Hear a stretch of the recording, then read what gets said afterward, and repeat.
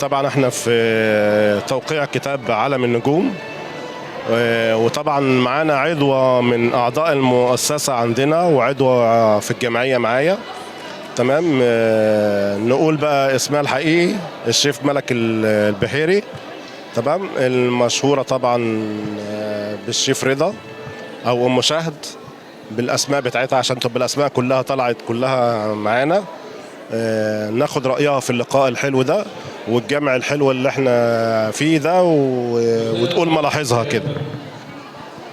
ازي حضرتك يا شيخ، عامل ايه؟